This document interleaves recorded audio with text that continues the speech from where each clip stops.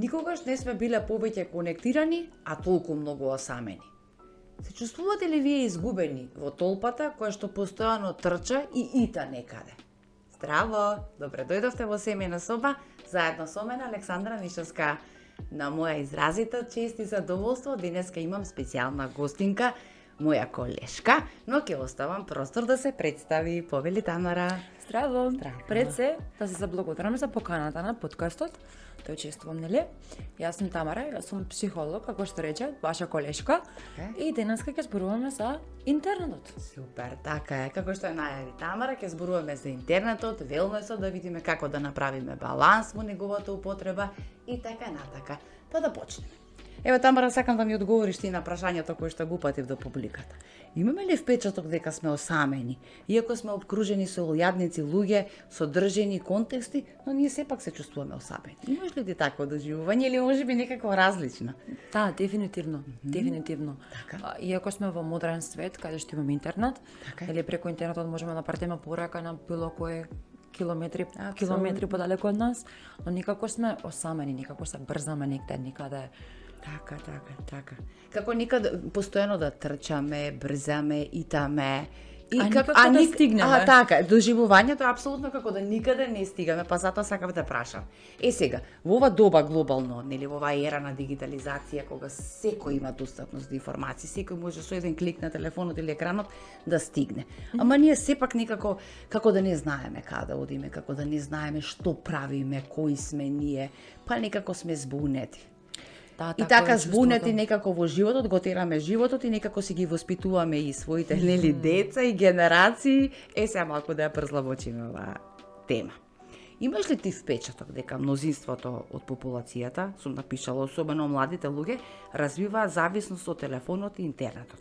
Какво е твоето размислување по ова прашање? Да, дефинитивно. Дефинитивно, посебно новите и младите генерации. Така е. Еве еден пример прост. Вие сигурно сте го виделе вака секојдневно. Мајка, млада мајка со мало дете. Детето има некоја фрустрација, плаче, нели? Така. Не може да се регулира своите емоции, се уште не знае како. Мајката пробува две работи, еве ти, нели, дете мое чоколадце, еве ти играче, тоа не функционира и следното е одма телефонот. Одма се вади телефонот, се дава на детето и детето се регулира со телефон. Значи, ние ги учиме нашите деца да ги контролираат своите емоции преку телефонот, така да дефинитивно би кажала дека сме навлечени на интернетот, на телефоните, на гаджетите, на социјалните мрежи. Морам да го проширам, Тамара, прашањева, апсолутно се согласувам со тебе, кога велиш некако воспитувањето дојде на тоа да се воспитуваат децава со како да речеме електрични уреди, дали се тоа паметни телефони, дали се тоа таблети или некакви видеоигри. И што правиме, што очекуваме? Ние очекуваме електричниве уреди да ни станат родители, да ја преземат комплетната улога врз родителствувањето? Најверојатно не знам што очекуваме. Очекуваме да ни помогнат можеби со воспитувањето, да направат нешто што ние не знаеме како и ако треба или да седнеме да научиме. Јас верувам, живееме во модерно доба, навистина е тешко да се подигаат денеска генерации, бидејќи поради тоа динамично, некакво брзо темпо, милијадници уврски, кои што самите или не ги наметнуваат другите на нас. Но забораваме клучната работа. Забораваме, еве Тамара, например, еве, седнувам со пријателка на телефон, ќе размениме некои две реченици и следниот момент дали јас се прашувам, станувам здодевна, па пријателката зема го гледа телефонот, или тоа го прави како што кажат и начин да изрегулира нешто, и сега јас после таа наша средба излегов со илјадници прашања, верувајте. Дали ја викам до мене, можеби ја не бев доволно забавна, не бев, не знам, интересна, или па она можеби нешто очекуваше, некаква порака, ја сега не сакав да ја прашам, бидејќи беше на брзање, но еве уште ме носи тој процес во главата. Па ти имаш ли некакво слично искуство? Јас често искрено вака се фаќам себе си, кога не знам што да направам, се постигнувам по телефонот.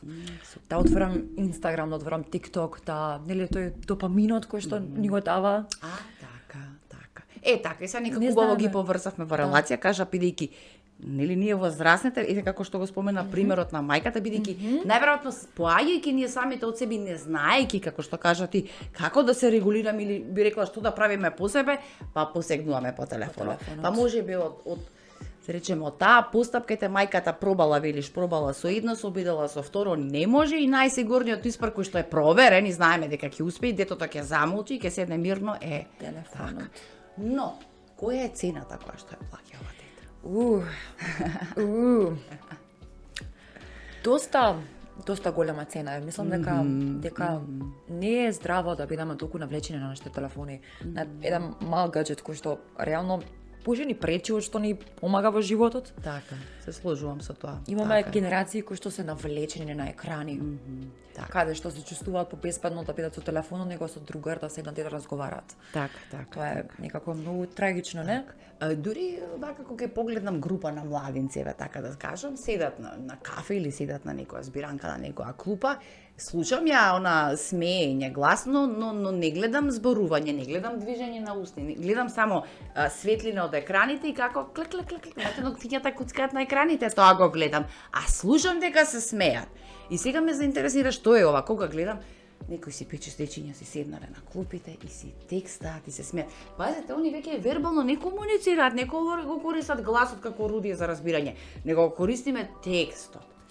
Многу често се случува, да. Тамара, знаеш како неубаво се почувствував, онака навистина неубаво се почувствував. Седат група на пријатели, значи друштво зборуваме, и едната другарка се гледа со другата другарка во очи и вика, ти пишав нешто, а она седи до неза.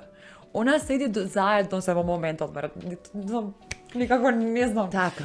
Па сакам да прашам, еве и Тамара да прашам директно, вака индиректно и вас да ве прашам, каде изгубивме човечноста, тој контакт на човек со човека, на таа физичка блискост, таа емоционална топлина и која што ја чувствуваме. Ја заборавивме, не сме научени, верувам, сам барем за себе говорам, сигурно знам дека ја имам и поседувам, верувам и ти.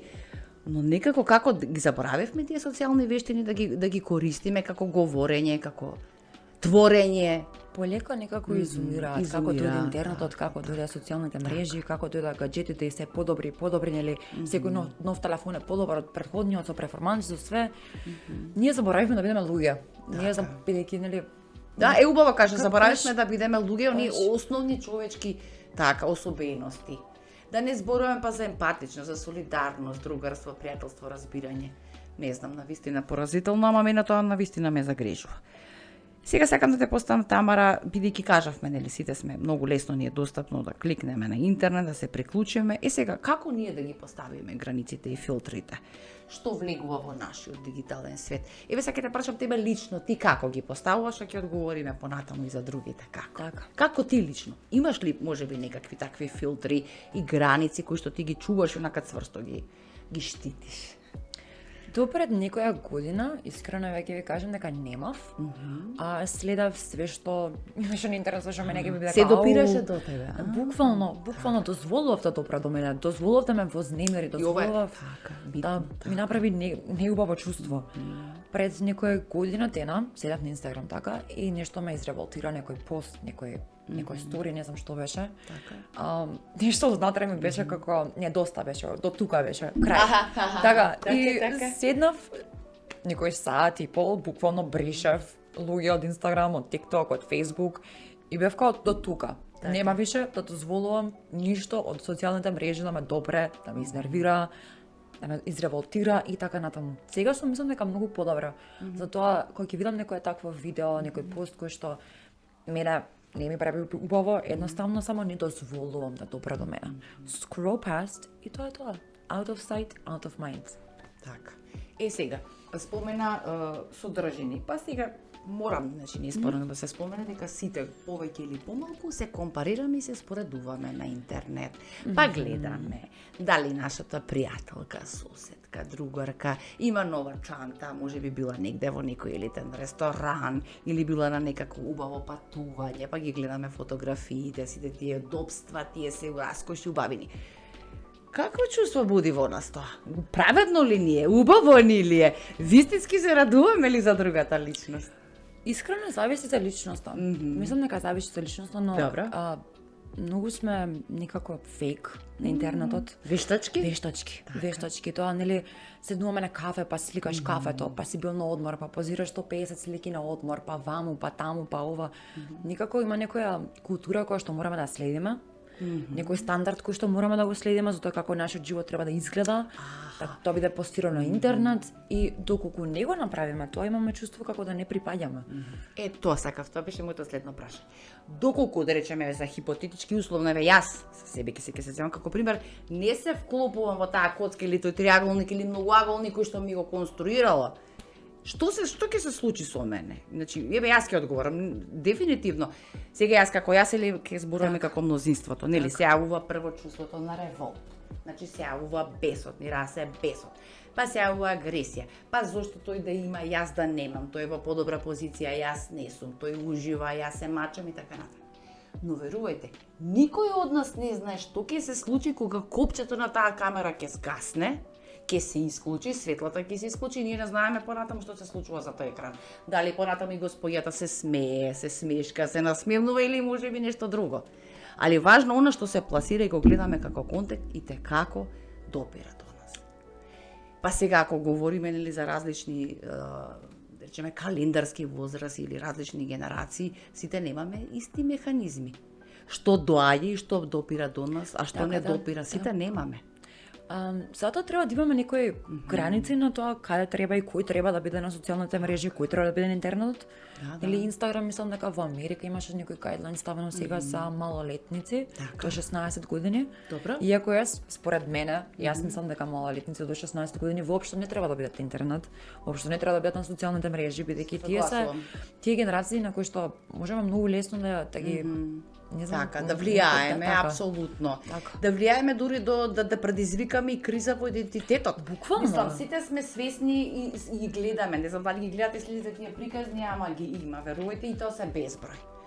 Каде што е такво од споредување и од не знам што, развиваат состојби, расстройства, влегуваат во психози и така натака. Тие Една навидум ќе кажам, небитна и безлична работа. А колку не е така? Колку не е така.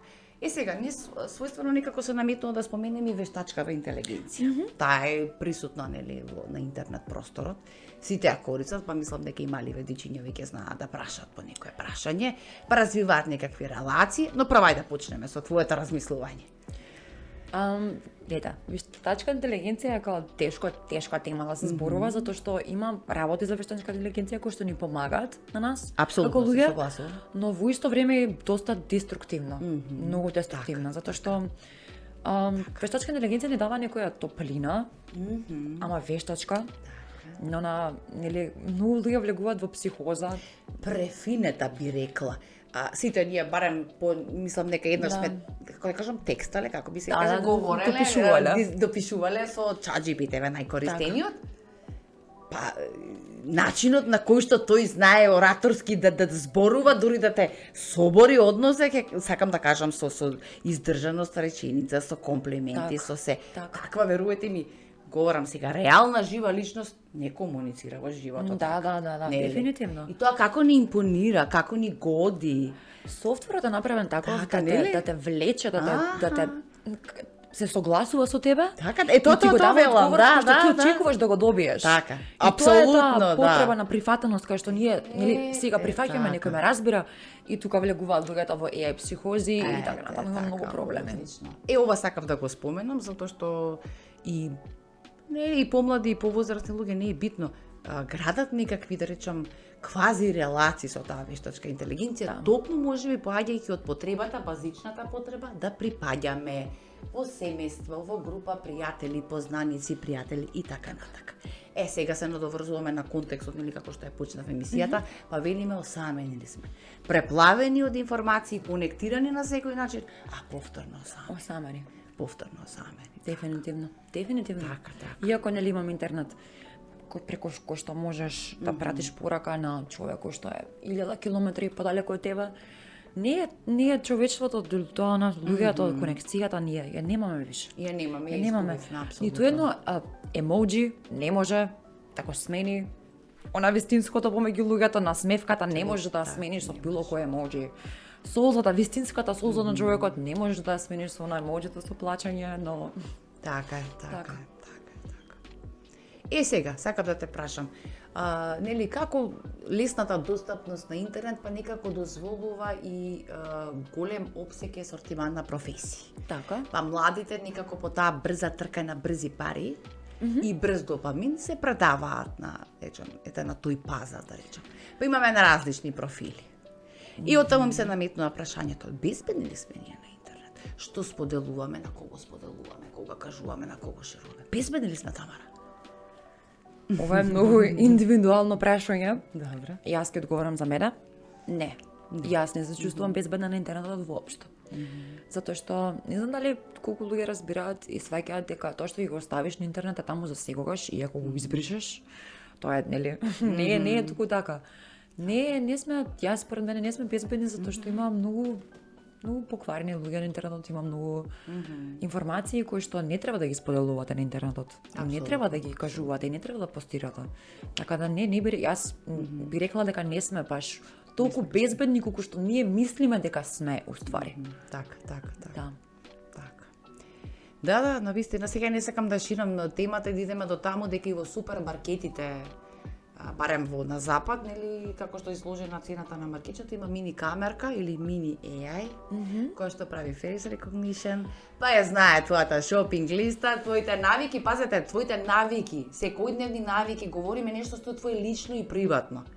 И сега ново се наметнува следното прашање. Имаме ли приватност на интернет? Имаме ли простор да бидеме оригинали, а не да бидеме ефтини копии? Да бидеме автентични, да бидеме своји, онака баш своји? Ни остава ли интернетот простор покрај сите ние кажавме као лапчиња што не тера да се пикаме некако? Сам дека човек треба да биде посебно сигурен во тоа кој е он и што он сака, за да има вистинско чувство на автентичност на интернетот. Значи, сакаш да кажеш ти дека автентичноста која носиме во секојдневниот живот нема да ни биде проблем да бидеме и автентични на интернет. Така, но маце е потешко, многу потешко на социјалните мрежи да бидеш свој, бидејќи нели сепак не бута оваа модерна култура, не бута да бидеме сите исти, сите слични, сите да ги сакаме исти ствари и така е. Маце е потешко. Така. Точно. Како, ова мислам дека те прашав, како на тебе влијае споредувањето, тоа те прашав. Сакам да те прашам, кои се твоите мали ритуали со кои што ти си правиш пауза или детокс? Имаш ли такви? Од нетот говорам. Имам две, тоест едно е кое што мислам дека сите треба да го практикуваме.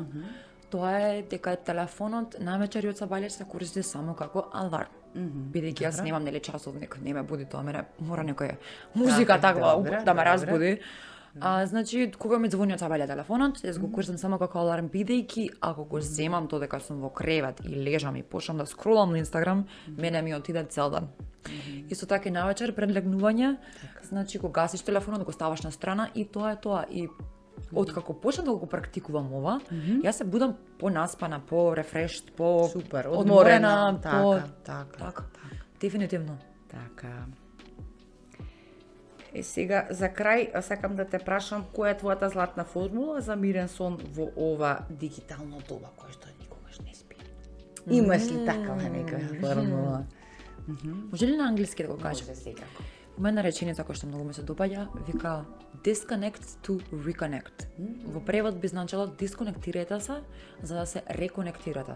Зборува за меѓусебно на човечки начин. Значи, кога ќе седнете на кафе, кога ќе седнете со пријателите, оставете го телефонот во ташна, во џеб, на страна, не ви треба. Разговарете, слушнете се меѓу себе, видете се. Така е. Се сложувам. Апсолутно, Тамара. Така да следен пат кога ќе поканите некоја пријателка или пријател на кафе, договорете се телефоните нека останат или во вашите автомобили или дома, па раскажете ни како сте си поминале. Јас ве бакнувам и гушкам, со нетрпение очекувам во следната епизода. Се гледаме, довидување. Чао!